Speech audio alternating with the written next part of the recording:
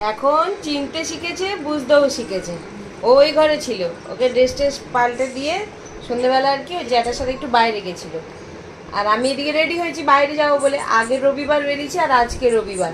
তো যখন আমাকে দেখলো ড্রেস পরে চশমা টশমা পরে, ও মানে ভাবছে এটা মাম্মা, এটা মাম্মা, এটা মাম্মা তো কি খুশি দেখো না, মানে চিনতে বুঝতে শিখছে তো।